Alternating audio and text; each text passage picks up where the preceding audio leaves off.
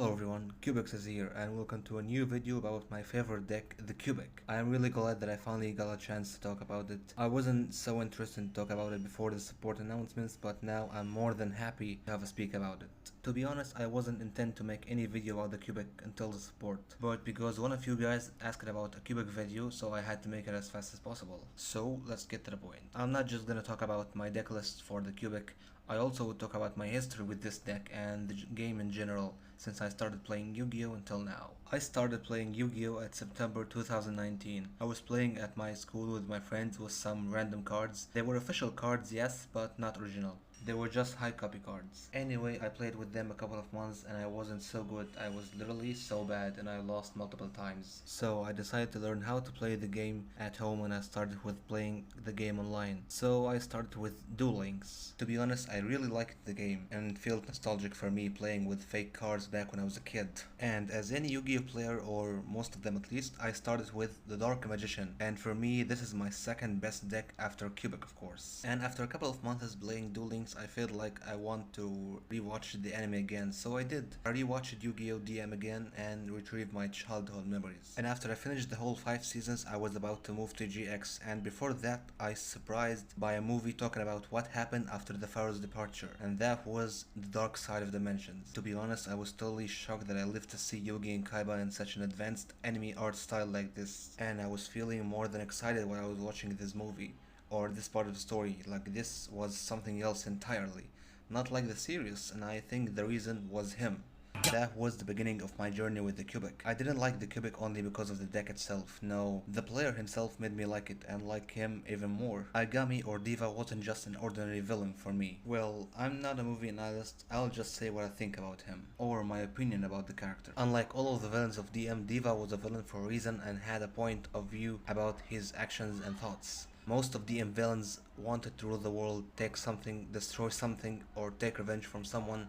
Okay, Diva wanted revenge from Bakura, but that wasn't his main goal. I think he's the only one who wanted revenge, but the main goal of Diva and his society was to make a better world. And that was by removing the evil people from the world. For him, it was a noble goal, but he tried to achieve it in the wrong way. I liked about Diva his way of speak, his charismatic way of talking, and putting fear into his enemies. And at the same time, I like his enemies' reaction to his powers. Despite he wasn't the best villain or the strongest villain, but he was a special villain, and of course we can't say he was weak, he was so strong, to be honest. Despite he wasn't the best villain or the strongest villain, but he made a special vibes for this movie. Unlike the rest of the villains, Agami has a special vibes of his own. Now moving to my best part, his dueling style. His dueling style was really awesome and was really peak in this movie. Like how he used his power to make a dimension duel, how he is summoning his cubic monsters, how he is using his traps, his cards. I'm not sure exactly. For me, I saw it as a toxic way, and it was a way that makes the opponent very frustrated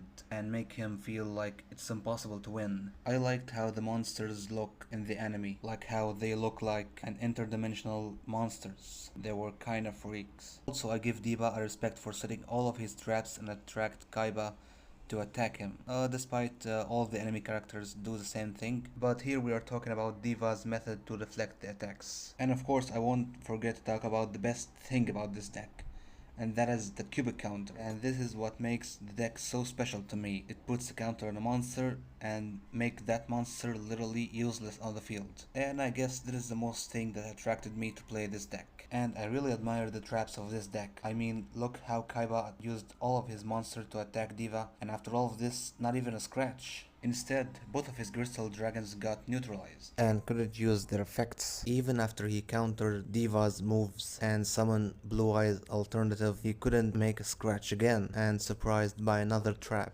And also a third V-jump on the field. And that's not all, Diva forced Kaiba to summon the 2 blue eyes from his hand, and it was a bad thing for Kaiba because all of them got a cubic counter placed on him. Now Kaiba has 5 monsters with the cubic counters. He is basically neutralized, because in the dimension duel duel rules, you cannot tribute summon. Now we are moving from defense to offense. The attack strategy here was OTK strategy, and that was by raising the level of the monsters. Each time he play a monster, he took vision and transform him into a different monster, and the more visions the monster takes, the more attack points it gains. Here D.Va used 1 vision to summon Dark Garnix, and then Dark Garnix gained 1000 attack points. Now I guess I talked too much about the movie and I forgot my story, and I guess you know what happened in that movie. Now let's head back to the story. Now after I watched the movie, I was so attached to this deck. I enjoyed every single duel of D.Va, and the more he summoned more powerful monsters, the more this deck is getting cooler for me, and the more I say this deck is incredible. I liked Vision the Cubix Seed,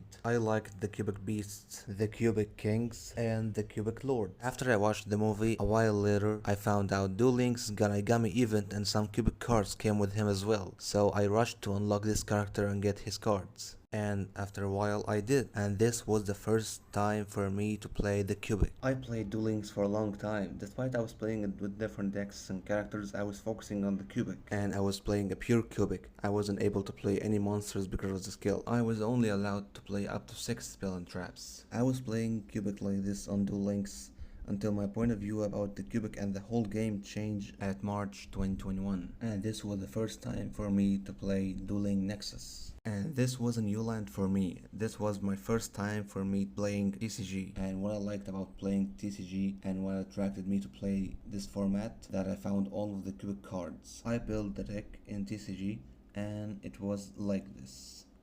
Okay, stop laughing please. This was my first time playing TCG and playing with my favorite deck, playing with the Cubix cards that I didn't find in Duel Links. And after all of this, I don't remember that I even was close to win just one game at least. After multiple times of losing, I went back to Duel Links again. I stayed at Duel Links for a long time again until January 2022 and the releasing of Master Duel. It was close to TCG kinda, but at that time I earned a lot of experience from Duel Links and my deck was like this. And this wasn't the first form of the Cubix that I made in Master Duel. I attended 2 anime events here at my town at February and March 2022, and there was a Yu-Gi-Oh tournament. Of course I lost because I played with the random cards that I got from school days. I was just playing for fun. Anyway, during these 2 events I got a lot of new cards that I've never seen before, and that changed my way of playing Cubix a lot because I got to know some generic cards that I was seeing them for the first time, like Dark Ruler No More, Foolish Barrel Goats, Forbidden Droplet, and lots of different cards. Also some generic extra deck monsters like Access Code Talker, Baguska, Drill Driver, Zeus, and lots and lots. I felt like this is my next level of playing Cubix.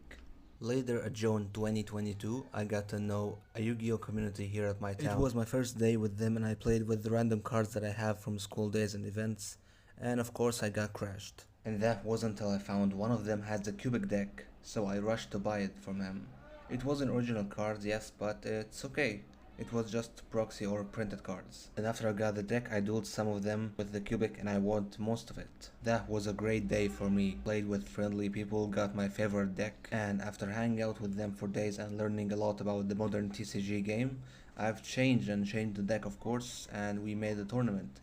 And I was building the deck, and here we'll move to my very first TCG Cubix deck list. I joined the tournament and played with the deck you see before you now, and of course it wasn't good.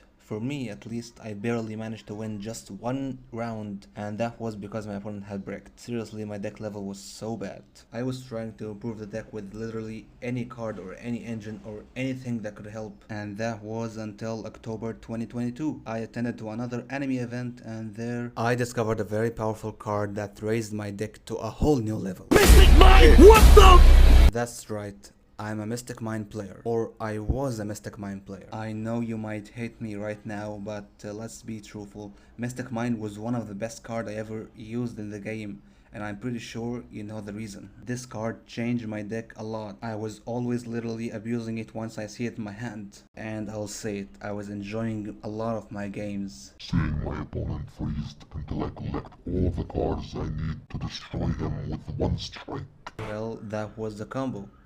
I activate Mystic Mind, waiting for the right cards to show in my hand, and then finish him off. I was feeling like I gained power. However, this power of mine didn't last much longer. It was good while it lasted, until December 2022, and the end of the best floodgate in the game. As a matter of fact, losing Mystic Mine would have made me quit the game. However, at this time, I lost my most powerful card and got the most powerful engine. The engine that can throw half of the deck into the graveyard. The most broken engine. The Ishizu cards. I mean, we are playing Cubix and we need all of the cards in the graveyard. So who better than Ishizu to play with? I mean, they're trashing the deck to the graveyard, and that is exactly what the Cubix needs. This engine made my deck very powerful, and I was winning most of my games, especially the Dear Ishizu match, because we got here Buster Gundle and Indiora effects. If they are got sent to the graveyard by the opponent, they can bring up to 3 Cubix monsters from the graveyard and search any Cubix card as well. So imagine your opponent sends both of them to the graveyard with other Cubix monsters. It was really my favorite matchup.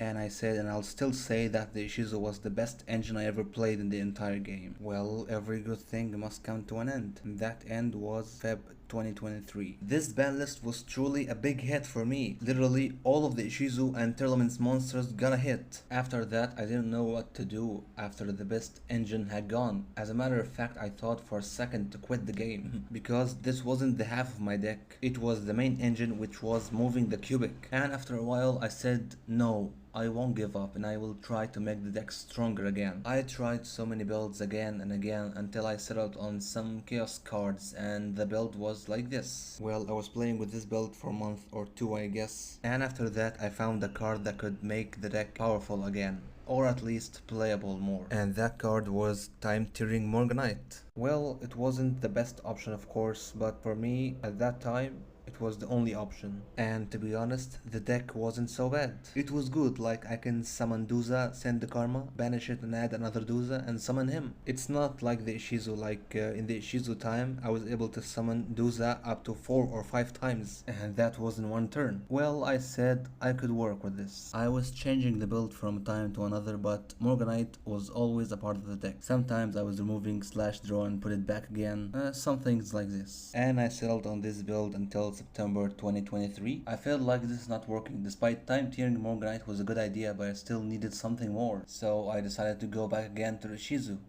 Well, what can I do? This is the best engine for this deck. But this time I added some Tournaments cards along with them. And let's say it's not as it was before, but better than Morganite. But not a few months have passed until everything is over. And that time was the 1st of January 2024, and this was the final strike for me to stop playing Cubix. After this ban list, I literally stopped playing Cubix and stopped playing the game for some time. But I was thinking, let's try something new, like playing another deck, and I did. After this I played with lots of different decks like Branded, Flunderies, Malefic, Ancient Warriors, Infernity, Dark Magician, Blue Eyes, and more than that. Well, I was enjoying playing other decks despite it was dark era for the Cubix. But the sun has risen again at July 2024. Infinite Forbidden Set gave me something that could really recover the Cubix again and make it back to be playable, and that thing was the Fiendsmith. It was very cute and friendly engine.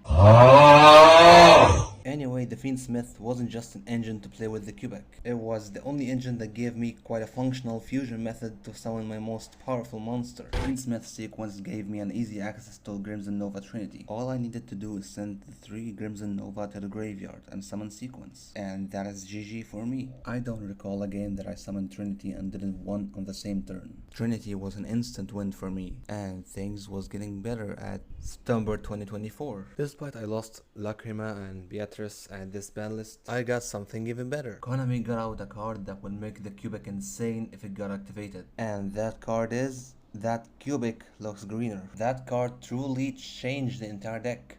A card that can throw half of the deck into the graveyard, that's what I'm talking about. This is Ishizu next level. I kept evolving the build months after months until January 2025, and the releasing of Supreme Darkness that was including the last 2 pieces of the Fiendsmith. I kept evolving the deck month after month and add some other engines. until July 2025. Duelist Advance had released, and with them come 3 interesting generic cards. This package gave me an easier access than the Fiendsmith reached to Crimson Nova Trinity, and after all of this was the final form of the Cubix back then. Even I was impressed with what the deck could do. Seriously, this was the first time that I felt like the Cubix is a combo deck now, not just an OTK deck. And after all of this, everything was going way more and more better. At September 2025, Konami gave me a new booster pack under the name of Justice Hunters. It contains an archetype that caught my attention, and that archetype is Yummy, and it was quite a delicious archetype for the Cubix. I am aware it looks weird, but the link between the Yummy and the Cubix is Buster Gundle. Because of being a light beast monster and gave me an access to the Yummy engine, I had to play it. All I needed to do is summon Buster Gundle and V-Jump the Cubix Seed. Take Buster Gundle for Snatchy, take Snatchy and V-Jump to start a Yummy combo. I'm expecting to play the Yummy again in the new build after the Cubix support. I built the deck and played with it for some time, but for some reason I felt like the Unchained was better than the Yummy. Like, you know, they're all fiends, and I felt like the Unchained was connected to the Fiendsmith more, as well as the Cubix, and the Unchained was helping me to send the Cubix cards that's in my hand to the graveyard faster than the Yummy. So I went back to the Unchained. All hail Fiends. I am aware that the Unchained can be played with Fiendsmith with literally no need for the Cubix. However, I got a point here. My point was the Fiendsmith and the Unchained will take care of making the board and the interruptions, while the Cubix will take care of the protection. For example, if I want to avoid Nibiru, I must get an access to Cubix to get at least 1 or 2 Duza in the graveyard. And after that, bring Buster Gundle on the field, so if the opponent activated, I'll get 2 or 3 Duza from the graveyard and another Cubix card to my hand, and still be able to do something at least. Another situation, when I was playing Vulcan Dragny in the old builds, I was using him against someone who doesn't know the deck. Like if I got V-Jumps in the graveyard and the opponent destroyed 1 Cubix monster, I use Unification of the Cubix Lord's effect in the graveyard to get Vulcan Dragny and waiting the opponent to attack him, in order to allow me to bring up to 3 V-Jumps from the graveyard, and Unification is protecting Vulcan from being destroyed. So I got 3 monsters that cannot be destroyed by battle. In general, the Cubix cannot be beaten by battle easily, and that is one of its strength points. Now we're done with the pride part of September 2025. Now let's move to its dark side. Moon got the hit this time, and with it, the glory of the Cubix that it was at is gone as well. It was reminding me of January 2024. Same feeling to lose the cards that were making your deck playable. I was thinking of quitting again because this time there is nothing to play with the Cubix. Seeing my friends playing with supported decks was so hard for me. This time I felt like I lost everything. But I guess you know me, I don't give up easily, and I tried to find an alternative way to have an access to the Fiendsmith rather than Moon. And I found a small link monster that could come in handy, and that is Reprodux. I can make Duza a Fiend or make V-Jump light, but to be honest it was so hard and I had to increase the Fiendsmith ratio in the deck, so no more Unchained. I was trying to get back again to the power level that I was at. However, my winning rate was decreasing day by day, and after what happened, this time I won't say until something, because I couldn't find anything that could be suitable for the Cubix. Not even a barely suitable. I stopped playing Cubix and tried other decks for the second time, and I played with one of my favorite decks now, Medius. Medius with all of his counterparts, the Artemage, Doomzed and Elfanaut, and all of them with the power pattern of course. Seriously, I became attached to this deck so much. So powerful, nearly unbeatable boards, and fast access to his boss monsters. Anyway, tell me in the comments if you want me to make a video about the Power Patron. Other than the Power Patron, I played so many decks as well. I didn't think about getting back to the Cubix. I said forget it, just for now. Now, moving to the last station of the unsupported Cubix journey. On 21 July 2026, and after more than 5 years with no direct support, I still cannot believe that is finally happening. Konami did give the Cubix some care. After Revolution Booster announcement, I forgot all of my builds for the Cubix and started waiting for the support. Until now, I still cannot believe that is finally happening. Okay, I guess I talked too much. This is definitely my longest video until now. Okay, thank you for watching everyone. I hope you liked the video and the story, and I'm interested to know what's your favorite part of the story and your favorite Cubix deck list among all of this. Now, see you guys. Cubix is out.